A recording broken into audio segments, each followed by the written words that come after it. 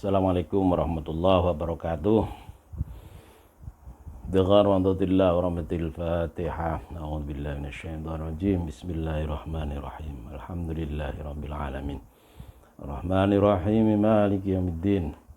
Iyyaka na'budu wa iyyaka nasta'in. Ihdinas siratal mustaqim. Siratal ladzina an'amta 'alaihim ghairil maghdubi 'alaihim waladdallin. Amin. Ya rabbal alamin.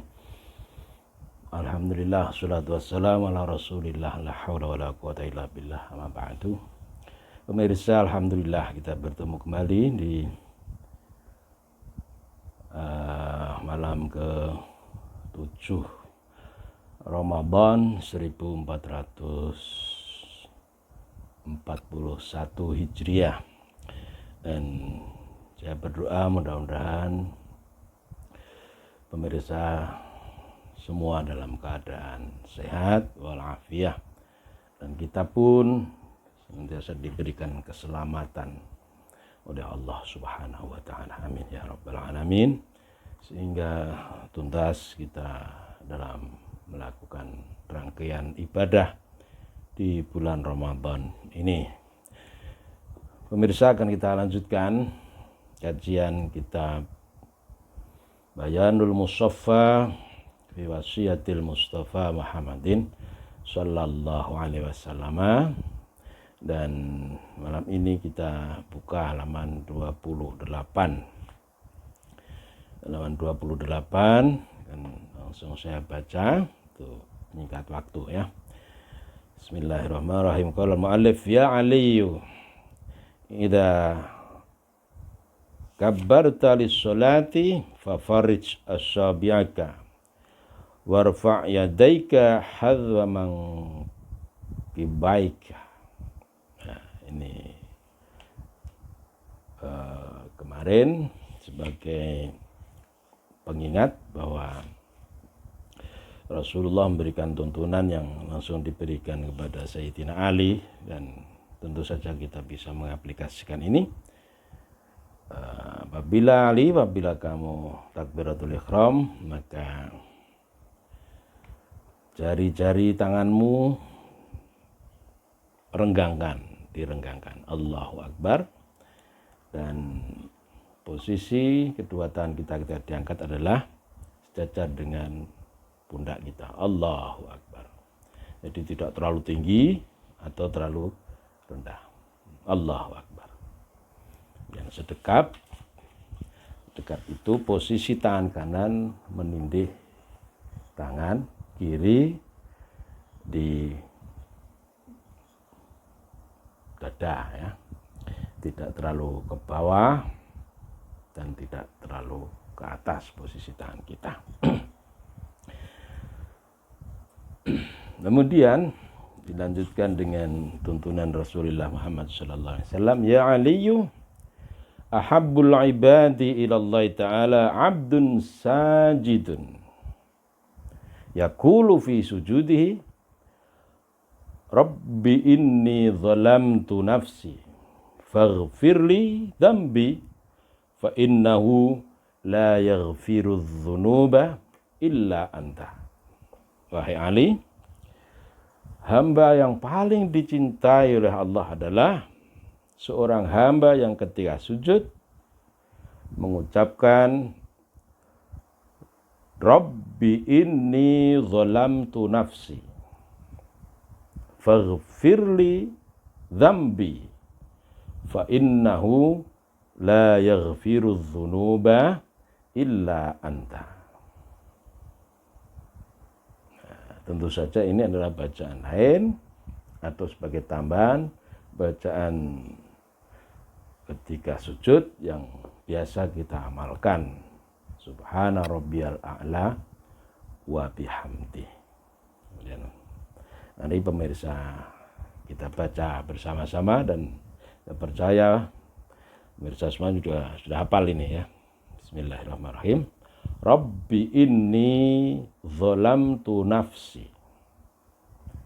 faghfirli dhanbi fa innahu la yaghfiru dzunuba illa anta. Nah, ini bacaan tambahan ketika kita sujud supaya kita termasuk hamba Allah yang paling dicintai oleh Allah Subhanahu wa taala. Ahabbul ibadi ilallahi ta'ala. Amin. Ya Ali, wahai Ali, alaika bisolati duha fi safari wal habari.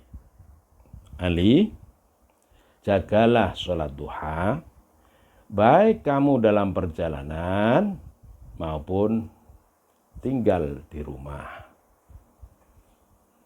Fa innahu yaumal qiyamati yunadi munadin min fawqi syarafil jannah aina alladzina kanu yusalluna duha.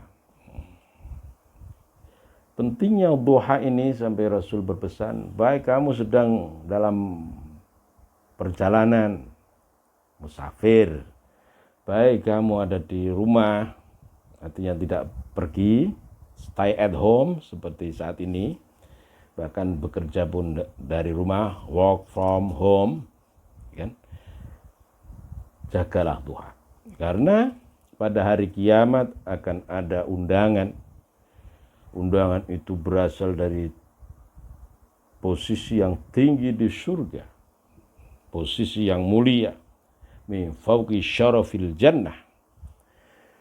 Bunyi pengumuman itu adalah ainal ladzina kanu yusalluna duha. Di manakah orang-orang yang dulu di dunia melanggengkan duha, melakukan salat duha. Lalu ada perintah udkhulu min babi duha bisalamin aminin.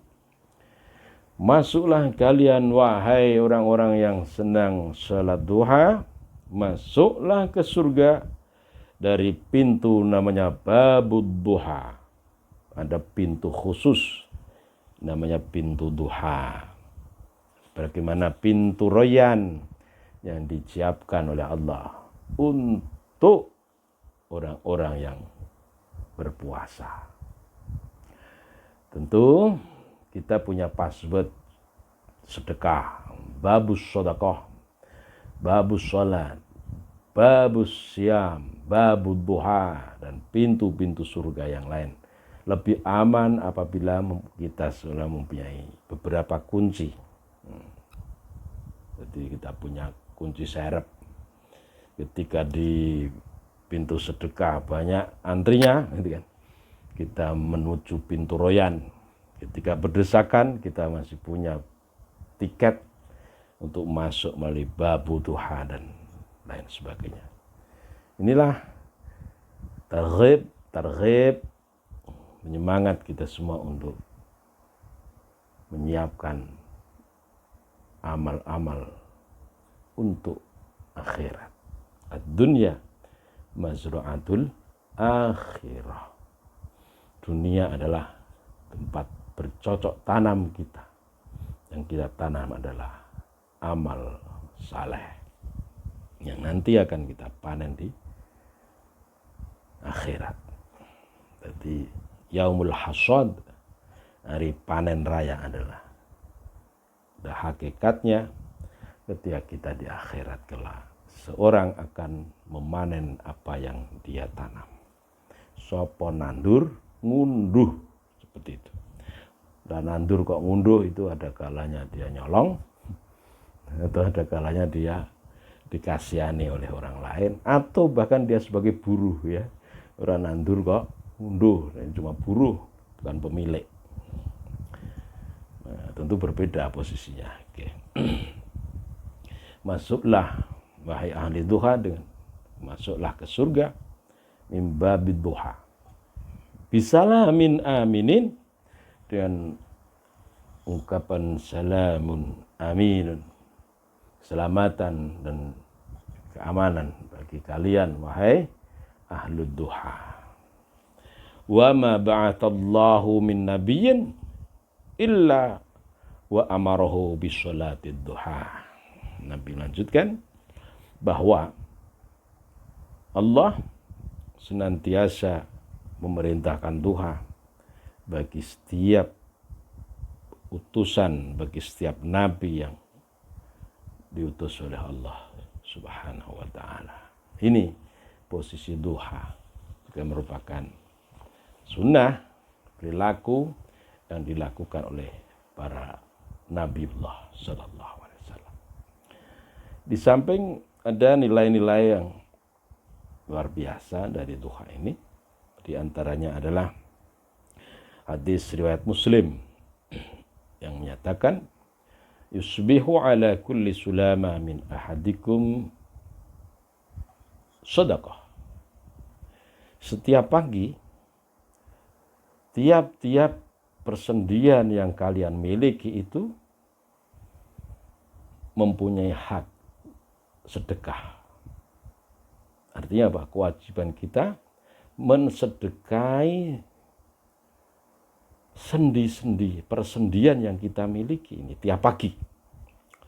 Riwayat yang lain menyatakan bahwa Rasulullah mengatakan jumlah persendian itu adalah 360 ruas. 360 persendian manusia. Nah, tiap pagi 360 itu menagih sedekah dari pemiliknya. Fakullu tasbihatin sedekah.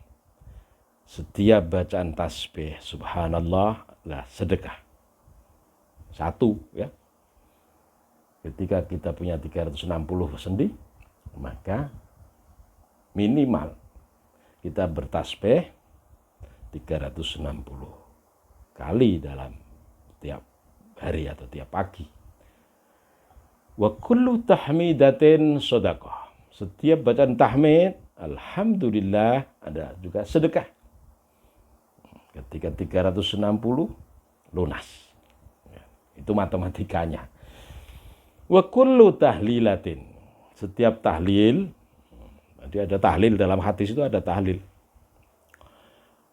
Tahlil itu bacaan la ilaha illallah, la ilaha illallah. Karena beberapa kali banyak juga mengumpulkan banyak orang, majelisnya disebut majelis tahlilan. Amaliyah gampang yang disebut tahlilan. Yang dibaca apa? Kalimat tahlil la ilaha illallah. Buku tahlil dilengkapi dengan kalimah-kalimah thayyibah yang lain. Ada yang dilengkapi Yasin, surah Yasin. Dilengkapi berbagai macam doa ya. Itu sebagai rangkaian kebaikan dari amaliyah tahlil itu. Setiap tahlil itu juga sedekah. La ilaha illallah. Wa kullu takbiratin, setiap bacaan takbir sedekatun, juga sedekah. Allahu Akbar. Allahu Akbar. Allahu Akbar. 3 kali. Masih ada sisanya 357 yang belum disedekahi. Wa amrun bil ma'ruf sedekah. Mengajak kepada kebaikan juga sedekah. Jadi ngajak orang satu, volumenya 1 kali, itu dapat 1 sedekah untuk sulam kita, untuk persendian kita. Nah, ketika di rumah ada 10 orang, ajaklah masing-masing orang itu 16 kali gitu misalnya. Kalau kurang ditambahi 20 kali dan seterusnya. Wa nahyun 'anil munkar sedekah. Mencegah dari perbuatan yang tidak terpuji juga merupakan sedekah. Nah, ini tadi beberapa bentuk sedekah untuk menebus jatah persendian kita tiap pagi. Di akhir hadis Kanjeng Nabi yang tiga, wa yujzi'u an dzalika rak'atani yarka'huma minadh duha. Dan ketahuilah bahwa cukup Anda lakukan salat 2 rakaat di waktu duha, namanya 2 rakaat duha, itu mampu mencukupi sedekah terhadap 360 persendian yang ada di dalam tubuh kita. Muslim, riwayat Imam Muslim. Duha ini minimal 2 rakaat. Nabi biasa 8 rakaat. Kadang ada 12 rakaat. Ya. Anda mau ambil 2 atau ambil 4, ambil 6, 8, ataupun sampai 12 monggo.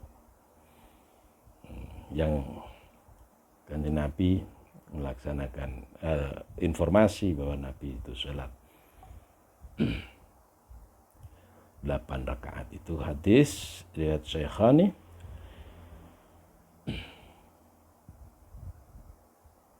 an Ummi Hani'in binti Abi Thalib radhiyallahu anha inna Nabiyya sallallahu alaihi wasallam shallaha 8 raka'atin. Ummi Hani meriwayatkan bahwa Nabi itu sholat duha 8 rakaat. Kapan waktunya? Min irtifa'i syamsi ila zawali. Waktu duha itu adalah ketika matahari sudah naik 1 genter sampai pada waktu masuk waktu zuhur atau zawal. Setelah zawal habis waktu duha itu. Ini saudara-saudara terkait dengan amaliyah salat sunnah, namanya salat duha, itu yang dipesankan oleh Ali, yang dipesankan oleh Nabi Muhammad sallallahu alaihi wasallam. Wa rawa Zaid bin Aslam an Ibni Umar radhiyallahu anhuma qala qultu li Abi Dzar radhiyallahu anhu usini ya am. Jadi Ibnu Umar ini matur kepada Abi Dzar, paman, berilah aku satu pesan, ya, pesan. Abu Dzar jawab, qala sa'altu Rasulullah sallallahu alaihi wasallam kama sa'altani. Aku pernah bertanya kepada Rasulullah persis seperti yang kau tanyakan kepadaku. Faqala, Nabi pun menjawab begini, saudaraku, man shollat duha rak'ataini lam yuktab minal ghafilin. Barang siapa, baik laki maupun perempuan, kembali lagi saya tegaskan, siapapun baik laki perempuan sholat duha 2 rakaat, maka dia tidak dicatat sebagai orang-orang yang lalai dalam beragama. Wa man shallaha arba'an kutiba minal abidin. Halaman 34. Barang siapa yang sholat duha 4 rakaat, dia dimasukkan golongan ahli ibadah, minal abidina. Wa man shallaha sitan, siapapun yang sholat duha 6 rakaat, lam yattabi'hu yauma idzin dzanbun, maka dijamin tidak akan ada dosa yang mengikuti dia di hari itu. Dosa-dosa kecil tidak akan melekat. Tentu saja kualitas sholat juga menentukan hal ini. Kualitas sholat itu sebagaimana hadis yang Nabi gambarkan, sholat 5 waktu itu digambarkan keutamaannya sebagai di depan rumah kalian ada sungai yang jernih, Anda mandi 5 kali. Coba jawab sahabat, apakah masih dimungkinkan ada kotoran dalam diri seseorang yang 5 kali mandi di situ? Jawab Nabi, tidak ya Rasulullah. Nah, kita ditanya, tinggal mandinya bagaimana ya Rasulullah? Mandinya itu mandi berkualitas atau mandi bepex, ya. Asal gebyur aja itu kan. Tentu masih ada bau-bau kecoa dan lain sebagainya walaupun 5 kali. Daki-dakinya masih. Nah, inilah terkait dengan kualitas ibadah kita. Tentu sahabat menyampaikan hal itu adalah jawaban yang menyatakan tidak ada sama sekali ya Rasulullah, darannya tidak ada, kotoran tidak ada dalam diri tubuh seseorang yang mandi 5 kali. Ini terkait dengan bagaimana kita menjaga kualitas salat kita. Wa man shallaha thamaniyan, siapa yang salat duha 8 rakaat, kutiba minal qanitin, dia dihitung orang yang teguh melaksanakan perintah agama. Wa man shalla 12 raka'atan, siapa yang salat 12 rakaat, bunyalahu baitun fil jannah, maka dia akan dibangunkan oleh Allah, dibuatkan rumah di surga. Masya Allah. Ini riwayat yang menyatakan duha itu bisa 12 rakaat. Ya, panjenengan badhe nglakoni 4, monggo. Badhe nglakoni 8, oke, monggo. Dan dimaksimalkan 12 rakaat, monggo. Ini terkait dengan pilihan-pilihan, ya. Tentu saja dikaitkan pula dengan situasi dan kondisi panjenengan. Yang penting dijaga itu ya. Minimal 2 rakaat. Panjenengan akan tindak wono, tidak ngalas, itu sudah mancing, ya, asal tidak meruput ya. Berangkat ke kantor 5:30, gitu kan. Ke sekolah 5:30, ke kantor jam 7, itu sudah masuk waktu duha ini. Warwa Abu Hurairah radhiyallahu anhu ani Nabi sallallahu alaihi wasallam anau qala inna lil jannati baban yuqalu babu duha. Abu Hurairah meriwayatkan bahwa Nabi bersabda, surga itu punya pintu namanya pintu duha. Fa idza kana yaumul qiyamah nada munadin aina alladziina kanu yutimuna 'ala sholati duha. Di hari kiamat akan ada panggilan, orang-orang yang melanggengkan duha. Hada babukum, ini adalah pintu-pintu kalian. Fadkhuluhu, maka masuklah surga melalui pintu duha ini. Masya Allah. Lebih lanjut ini di kitab Tambihul Ghafilin halaman 199. Monggo ditelusuri ke sana. Ya Aliyu, wahai Ali, min karamatil mu'mini, di antara kemuliaan seorang mukmin dan mukminat tentu saja, zaujatun wafiqatun, pasangan yang cocok serasi. Ini dikatakan pasangan, artinya bisa suami berpasangan dengan istri, juga istri berpasangan dengan suami. Ini adalah pembacaan dalam perspektif mubadalah atau kesalingan, ya. Kesalingan dan bagaimana menempatkan laki-laki dan perempuan itu sebagai subjek dalam perintah agama ini. Tidak menjadikan jenis kelamin tertentu sebagai subjek, kelamin tertentu sebagai objek. Ini akan melahirkan ketidakadilan dalam membangun relasi di masyarakat, bangsa, negara, dan dunia. Bukankah Rasulullah memisi rahmatan lil alamin? Semua akan diberikan rahmat oleh Allah, baik laki maupun perempuan. Ini dimaknai seperti ini. Zaujatun muwafiqatun, pasangan yang serasi. Dalam bahasa fikih mungkin ya sekufu, ya, kafaah, sekufu, sepadan, seterusnya. Wassalatu jama'atan. Kemuliaan yang kedua adalah salat dengan berjamaah. Berjamaah itu dengan pasangannya bisa. Apalagi ketika ada stay at home ini ya, jamaah dengan suami, istri dan anak-anak.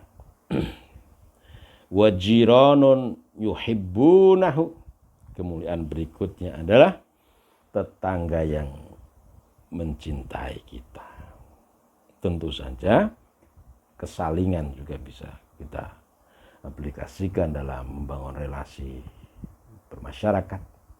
Ketika kita ingin dicintai tetangga, maka kita juga harus mencintai tetangga.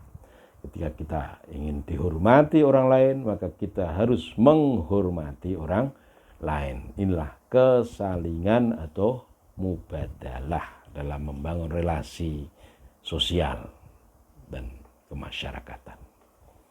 Tentu ini merupakan perspektif yang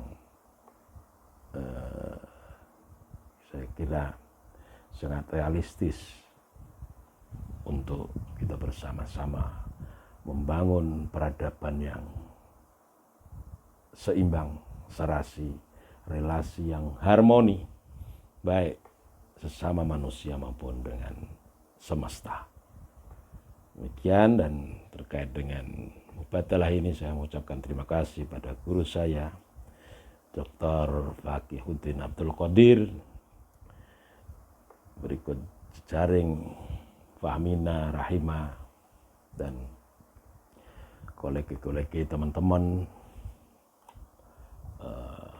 penghulu daerah istimewa Yogyakarta maupun di Provinsi Lampung yang telah bersama-sama belajar terkait dengan bagaimana membangun relasi harmoni dalam kehidupan rumah tangga, kehidupan bermasyarakat. Tujuannya adalah mencapai keadilan bersama. Demikian, selamat berpuasa, selamat beribadah, selamat membangun relasi yang lebih baik untuk meraih rahmat, berkah, maghfirah dari Allah Subhanahu wa taala. Wallahul muwafiq ila aqwamit thariq. Assalamualaikum warahmatullahi wabarakatuh.